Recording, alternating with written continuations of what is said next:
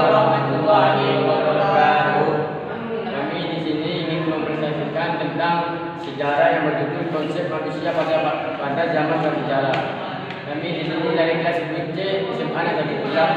Perkenalkan, nama saya Ahmad Maulana Dan saya Rahmi Daus. Saya sebagai moderator dalam kajian 1. Dan saya peran yang kedua. Bab 1 undang-undang yang ke-8. Pada zaman prasejarah manusia belum mengetahui tulisan. Zaman prasejarah dimulai sejak adanya kehidupan di permukaan bumi hingga manusia mengenal tulisan. Masa prasejarah tidak meninggalkan bukti-bukti tertulis pada benda-benda peninggalan lainnya saat ini.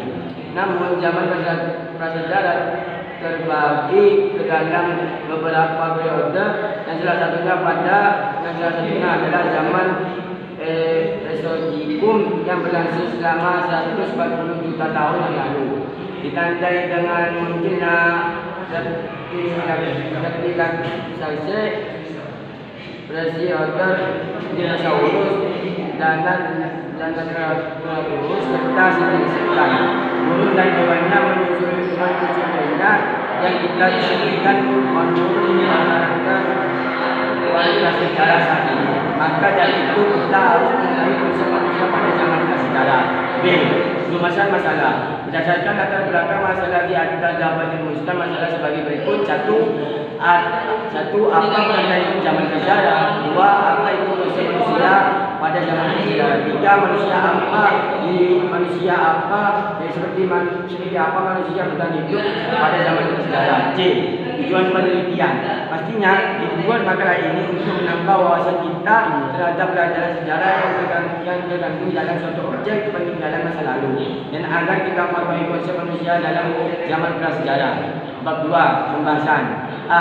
Pengertian zaman prasejarah. Pengertian zaman prasejarah adalah zaman ketika manusia belum mengenal atau menggunakan tulisan. Sedangkan zaman prasejarah adalah zaman ketika manusia mengenal dan menggunakan tulisan. Zaman sebelum manusia mengenal tulisan disebut zaman prasejarah. Pra berarti sebelum, sedangkan sejarah adalah cerita atau kisah manusia yang masa silam yang belum ada bukti tertulis. Zaman prasejarah juga bisa disebut zaman pra-aksa.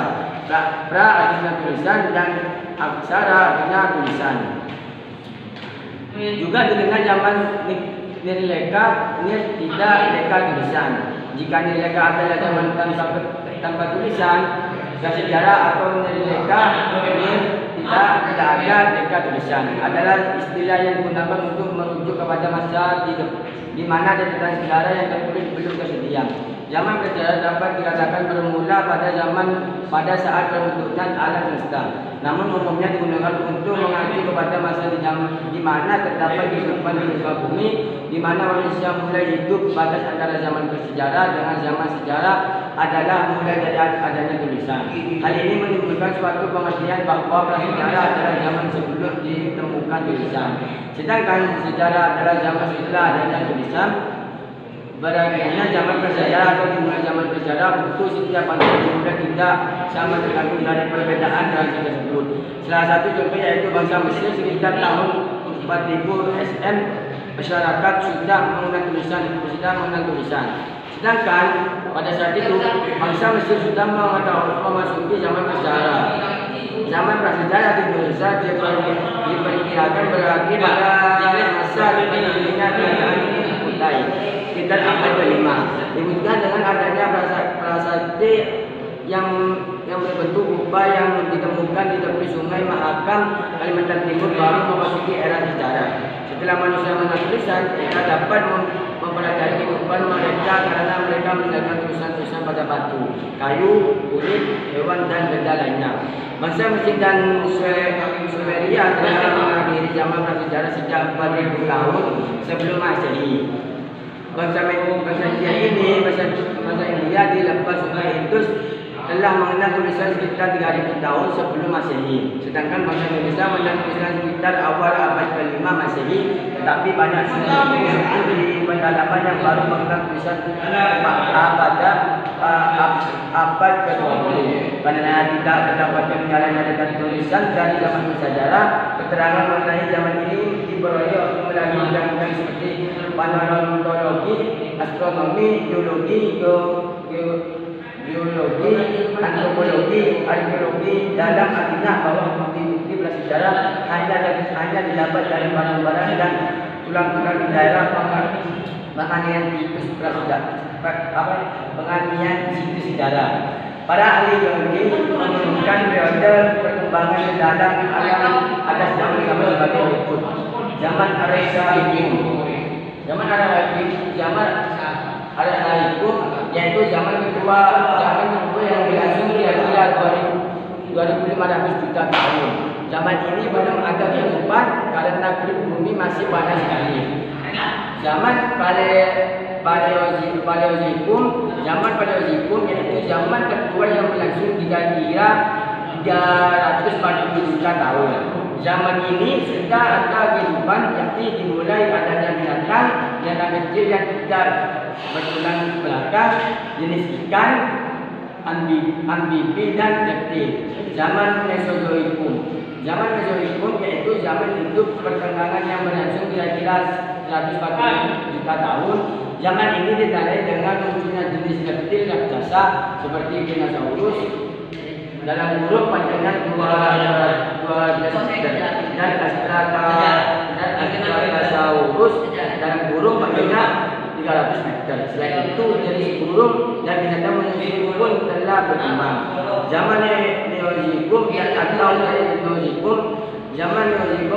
Paleozoikum yaitu zaman hidup baru yang berlangsung kira-kira 60 juta tahun yang lalu zaman sekarang. Zaman ini berada ke dalam satu zaman tertian, yaitu zaman semakin banyaknya binatang menyusui, sedangkan reptil besar mulai punah. Jenis kera dan kera manusia sudah ada pada akhir zaman ini. Dua, zaman kuat air, yaitu zaman adanya manusia di atas permukaan bumi. Zaman ini dibagi ke dalam Pleistosen yang berlangsung kira-kira 6.000 tahun, yang zaman Holosen berlangsung kira-kira 2.000 tahun yang lalu hingga sekarang ini. Pembahasan selanjutnya akan dibahas oleh Rohan Firdaus. B. Konsep manusia pada zaman prasejarah. Manusia zaman prasejarah ini mulai menyadari bahwa ada suatu kekuatan yang dapat menggerakkan sesuatu yang lainnya. Hal itu disebut jiwa dari sinilah mereka mencoba untuk mendekatkan diri dengan kekuatan-kekuatan tersebut. Lalu bagaimana yang cara mereka mendekatkan diri? Jadi dahulu sebelum agama masuk ke dalam kehidupan dan peradaban manusia, masyarakat praaksara ini mencapai kalau pohon-pohon yang besar, mata air, batu dan lainnya itu ada yang menghuninya. Kemudian cara mereka mendekatkan diri dengan mengadakan berbagai macam upacara. Ada yang melakukannya dengan ritual pemujaan, pemberian sesaji, juga upacara-upacara ritual lainnya banyak. Manusia pada zaman praksara ini percaya bahwa para penghuni itu seringkali berdiam di tempat-tempat yang tinggi, dan mereka percaya kalau para roh itu akan turun. Maka dari itu mereka kemudian menyediakan tempat untuk berkumpulnya para roh tersebut. Kemudian didirikanlah bangunan-bangunan megalitik seperti salah satunya Menhir. Baiklah, di bawah ini ada beberapa tahap-tahap sistem kepercayaan manusia berupa zaman praksara yang perlu kalian ketahui di antaranya. Kepercayaan terhadap nenek moyang ini diduga muncul pada saat masyarakat zaman praksara masih mengandalkan kehidupan berburu, mengumpulkan serta meramu makanan. Kepercayaan ini muncul ketika fenomena mimpi saat manusia tidur. Pada saat itu manusia melihat dirinya berada di tempat yang berbeda dari tubuh jasmaninya. Mereka percaya bahwa tubuh yang berada di tempat lain itu adalah jiwa. Kemudian kepercayaan ini berkembang bahwa jiwa benar-benar telah terlepas dari jasmaninya.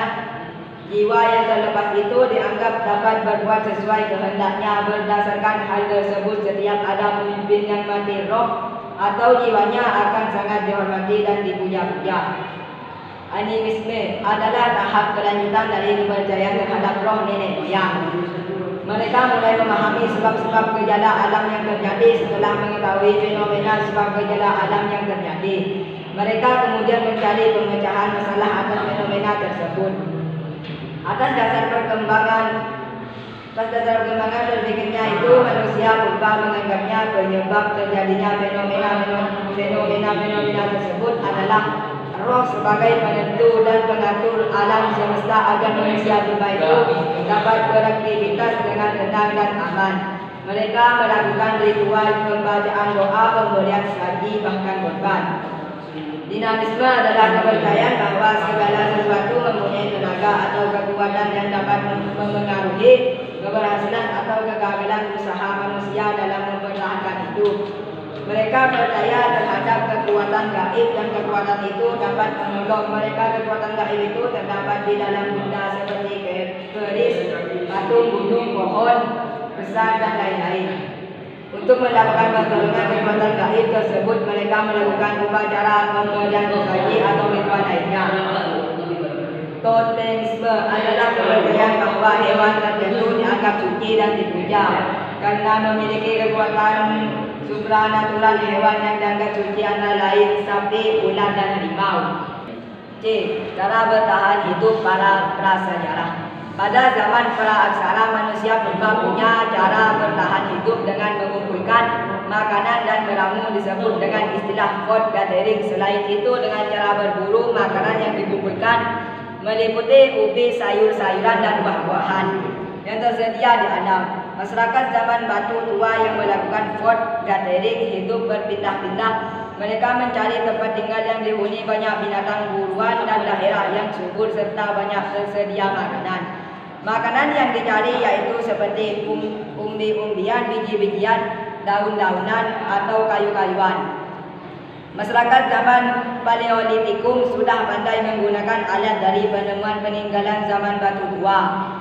Diketahui alat-alat digunakan untuk berburu, menangkap ikan, dan mengumpulkan makanan. Batu kasar merupakan bahan dasar untuk membuat alat-alat berupa kapak, palu, parang, cakul, anak panah, dan lain-lain. Yang paling menonjol dan sering digunakan adalah kapak perimbas.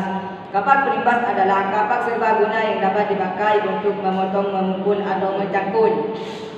Hasil food gathering masyarakat zaman batu tua seperti binatang, hasil buruan, dan makanan. Hasil pencarian lalu dimakan langsung. Sebagian makanan juga disimpan untuk bahan makanan cadangan hari-hari berikutnya.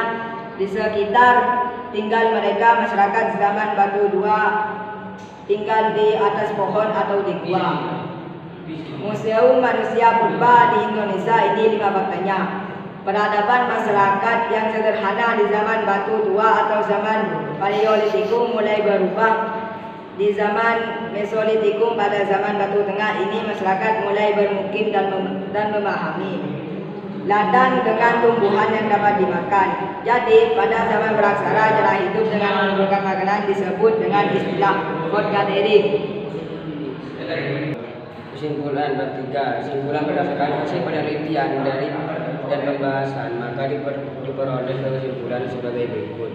Gua kampret merupakan tempat aktivitas manusia pada zaman praksara pada zaman Mesolitik sampai ke Neolitik, dibuktikan dengan ditemukan artefak tulang serta gerabah yang memiliki ciri berbudaya Haudi.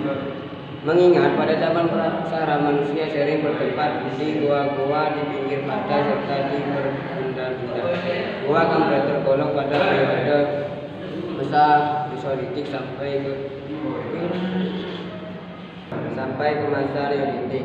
Hal ini dibuktikan dengan ditemukan artefak yang menunjukkan ciri budaya Mesolitik kapak batu sampai ciri budaya Neolitik gerabah. B. Berdasarkan kesimpulan dan pembahasan hasil penelitian berikut ini diuraikan demikian. Untuk meningkatkan peranan situs gua kampret agar dapat dikenal oleh masyarakat luas, sebaiknya perlu kerjasama antara pemerintah dan masyarakat setempat untuk memperkenalkan dan mengembangkannya. 2. Dari hasil penelitian yang dilakukan perlu banyak hanya dilakukan untuk menjadikan situs bersejarah gua kampret dijadikan berbagai sumber sejarah.